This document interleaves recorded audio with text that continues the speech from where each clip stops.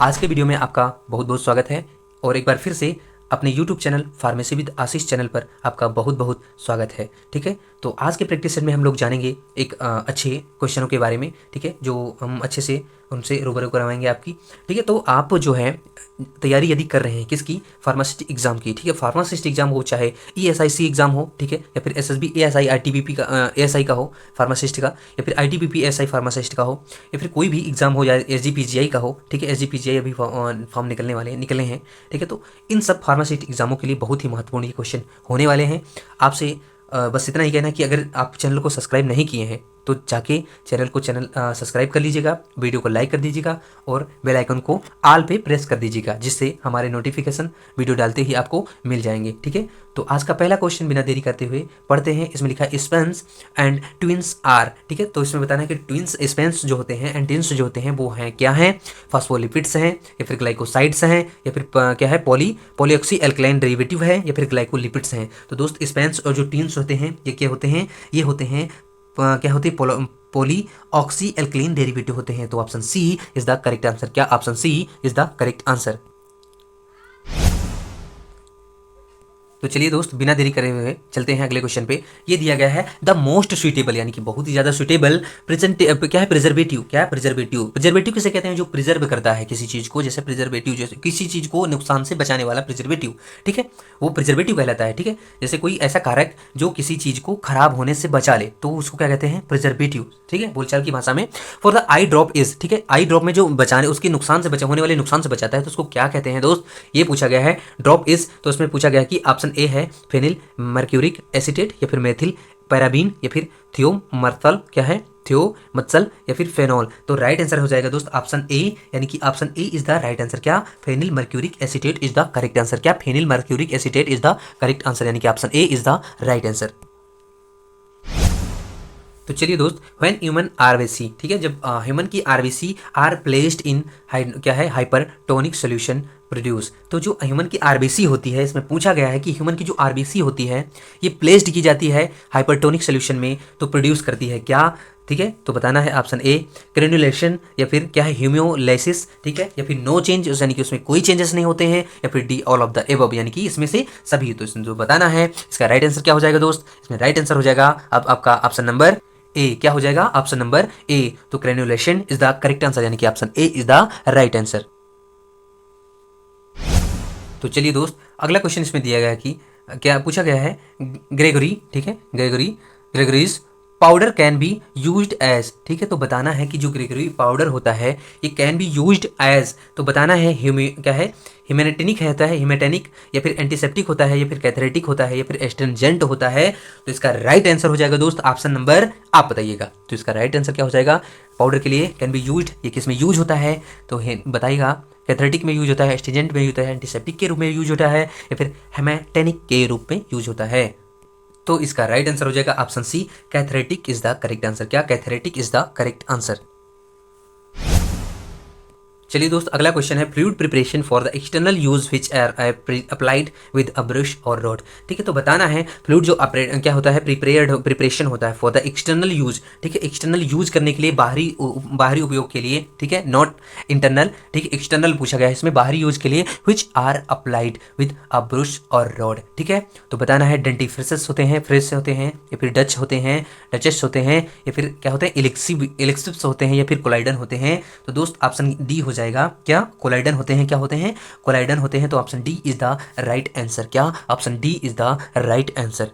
तो दोस्त, भले ही कम क्वेश्चन करवाएं बट एकदम सटीक क्वेश्चन, अच्छे क्वेश्चन, एकदम बेहतर क्वेश्चन, एकदम अच्छे क्वेश्चन करवाएंगे जो कि आपकी फार्मासिस्ट परीक्षा के लिए बहुत ही ज़्यादा महत्वपूर्ण होने वाले हैं। ठीक है, तो चलते हैं अगले क्वेश्चन पे। तो चलिए दोस्त, अगला क्वेश्चन इसमें दिया गया colour of tears changes with the use of. ठीक है, तो कलर जो होते हैं टीयर्स के चेंज हो जाते हैं विद द यूज ऑफ। तो बताना है बोलियोमाइसिन या फिर टेट्रासाइक्लिन या फिर फेरस सल्फेट या फिर रिफाम्पिमाइसिन। तो दोस्त इसका राइट आंसर क्या हो जाएगा? इसका राइट आंसर हो जाएगा ऑप्शन नंबर डी। क्या? रिफाम्पिसिन। क्या? रिफाम्पिसिन सॉरी दोस्त, रिफाम्पिसिन कह दिया था, रिफामाइसिन है। क्या है? Option D rifamycin. चलिए दोस्त, अगला क्वेश्चन इसमें दिया गया है कि क्या है the main mineralocorticoid that has sodium retaining property is. तो बताना है तो जो मिनरलोक्वार्टिकॉइड होते हैं ये सोडियम रिटेनिंग प्रॉपर्टी होती है इज। तो बताना है अल्डोस्टेरोन या फिर टेस्टोस्टेरोन या फिर प्रोजेस्टेरोन या फिर इंसुलिन। तो दोस्त इसका राइट आंसर हो जाएगा ऑप्शन नंबर क्या, option number A is the correct answer. क्या, option number A is the correct answer. तो चलिए दोस्त अगला क्वेश्चन इसमें दिया गया कि allopurinol can be used in the treatment of. तो एलोपेरिनॉल जो होता है यूज किया जाता है किस ट्रीटमेंट, किसके ट्रीटमेंट में, रिकेटस के या फिर गाउट के या फिर ऑस्टियोमलेशिया मलेरिया के, ठीक है, ऑस्टियोमलेरिया या फिर एंटी कन्वलजेंट के रूप में, कन्वलजेंट। तो बताना है दोस्त कन्वलजेंट के रूप में यूज होता है या फिर किस कैरिकेटस के, गाउट के, ऑस्टियोमलेरिया के। तो बताना है दोस्त इसका राइट आंसर हो जाएगा दोस्त ऑप्शन नंबर बी। क्या, गाउट का। क्या, गाउट। क्या, गाउट। एलोपेरिनॉल जो होता है यूज होता है किसमें, गाउट में। एलोपेरिनॉल किसमें यूज होता है, गाउट में। तो चलिए दोस्त इसमें दिया गया कि piperazine citrate can be administered in the form of, ठीक है। तो पिपराजीन जो साइट्रेट होता है इसमें बताना है कि जो ये एडमिनिस्ट्रेड होती है इन द फॉर्म ऑफ एलिक्सर में या फिर ऑइंटमेंट के रूप में या फिर इंजेक्शन के रूप में या फिर सोल्यूशन के रूप में। तो दोस्त ये जो होती है, ये जो एडमिनिस्ट्रेड की जाती है ये होती है एलिक्सर के रूप में। पिपराजीन क्या होता है, एलिक्सर होता है। क्या होता है, एलिक्सर। तो elixir is the right answer.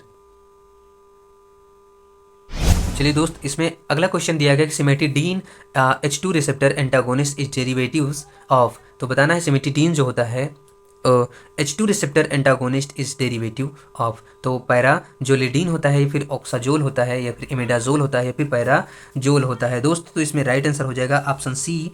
क्या, इमिडाजोल। क्या हो जाता है, imidazole is the correct answer. क्या, imidazole is the correct answer. चलिए दोस्त अगला क्वेश्चन है xerogel refer to hydrogel, ठीक है। किसको, जीरो जेल जो होता है वो रेफर करता है, ठीक है, हाइड्रोजेल में रूप में, फिर डिहाइड्रेशन जेल या फिर जेल कंटेनिंग ऑर्गेनिक सॉल्व, ठीक है, सॉल्व या फिर एक्सेस वाटर इन जेल, ठीक है। तो इसका राइट आंसर हो जाएगा ऑप्शन बी, डिहाइड्रेटेड जेल। क्या, डिहाइड्रेटेड जेल। तो दोस्त ये हो जाता है dehydrated gel is the correct answer. क्या, dehydrated gel is the correct answer. तो चलिए दोस्त अगला क्वेश्चन इसमें दिया गया कि formula to related doses for children to their age age पर Young's rule is given by. तो age in year upon age in year plus 20 proportion of adult dose. Option A right हो जाएगा या फिर ऑप्शन बी आपको दिखाते हैं। Age in year upon 20 proportion of adult dose. तो age in years upon 12 proportion of adult dose या फिर age in year upon age in year plus 12 proportion of adult dose. तो इसका राइट आंसर क्या हो जाएगा दोस्त, ऑप्शन इसका राइट हो जाएगा age in year upon O plus 12 proportion of adult dose is the right answer. यानी कि यही जो है ये राइट आंसर हो जाएगा।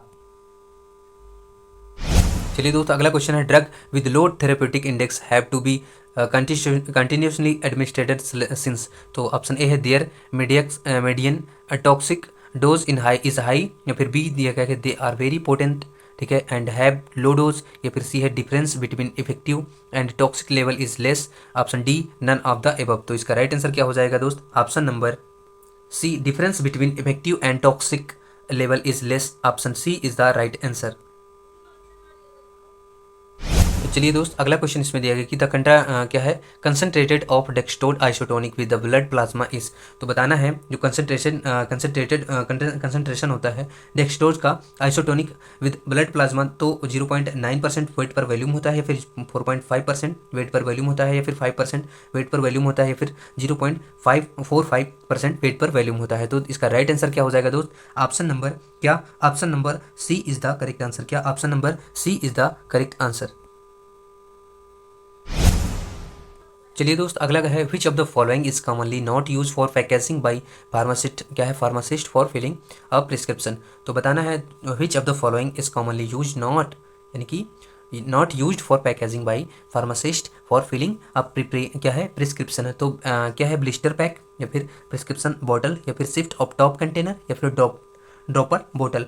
तो ऐसा क्या है जो कॉमनली यूज नहीं होता है पैकेजिंग में बाय फार्मासिस्ट, ठीक है, फॉर फिलिंग अ प्रिस्क्रिप्शन। तो प्रिस्क्रिप्शन को भरते समय क्या ऐसा है जो क्या होता है, पैक नहीं होता है, ये बताना है। तो इसका राइट आंसर हो जाएगा option number A blister pack. क्या होता है, blister pack is the correct answer.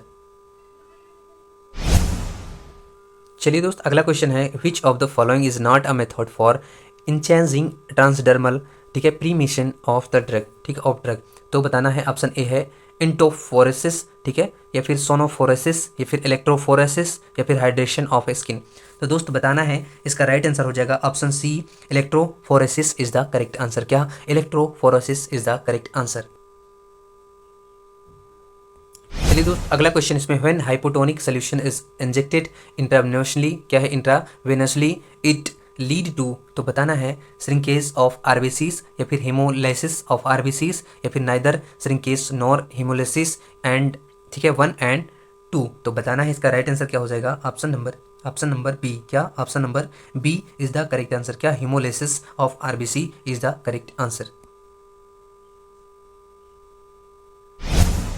चलिए दोस्त अगला क्वेश्चन इसमें दिया कि अ फिजिशियन रिक्वेस्ट, ठीक है, जो फिजिशियन है रिक्वेस्ट करता है, ठीक है, 0.1% steroidal cream that is commonly available as 25% strength is visiting, क्या है, विनिशिंग क्रीम बेस, ठीक है, which one of the following ointment base is the best choice as a diluent in this situation. तो इसमें पूछा जो फिजिशियन है request करता है 0.1%, ठीक, स्टेरॉयडल क्रीम के लिए, दैट इज क्या है, कमर्शली, या जो वो क्या है कमर्शली है, मैंने महंगी है, available as 25% strength in vanishing cream base, ठीक है, विनिशिंग क्रीम के बेस में, विच जो वन ऑफ द फॉलोइंग, यानी कि एक है इसमें ऑइंटमेंट बेस, क्या है, ऑइंटमेंट बेस है, ठीक है, the best choice of diluent this situation, इस सिचुएशन के लिए बेस्ट चॉइस क्या होगी, तो बताना है क्या हाइड्रोफिलिक ऑइंटमेंट, या फिर वैसलीन, या फिर लिनोलिन, या फिर कोल्ड क्रीम। तो दोस्त इस सिचुएशन के लिए बेहतरीन क्या होगा, ये आप लोग बताएं, हाइड्रोफिलिक ऑइंटमेंट होगा, या फिर वैसलीन होगा, या फिर लिनोलिन होगा, या फिर कोल्ड क्रीम होगा।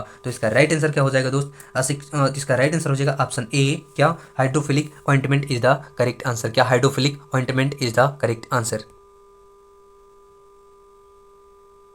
तो चलिए दोस्त आज के लिए ही इतना ही, मिलेंगे अगले वीडियो में, तब तक के लिए जय हिंद जय भारत। ठीक है, जिन लोगों ने चैनल को सब्सक्राइब अभी नहीं किया है, प्लीज़ जाके वो चैनल को सब्सक्राइब कर लेना, वीडियो को लाइक कर देना और प्यारा सा कमेंट आप उसमें मेंशन कर देना। ठीक है, जो भी आपको कमी महसूस हुई हो, ठीक है, पढ़ाने में या फिर बताने में या फिर क्वेश्चन को करवाने में, ठीक है, या फिर बोली भाषा में, जैसा भी आपको गलत लगा हो, ठीक है, आप उसमें कमेंट कर सकते हैं, या फिर अच्छा लगा हो तो एक लाइक का बटन जो है शेयर कर देना मेरे साथ कमेंट में। तो चलिए आज के लिए इतना ही, मिलेंगे अगले वीडियो में, तब तक के लिए जय हिंद जय भारत।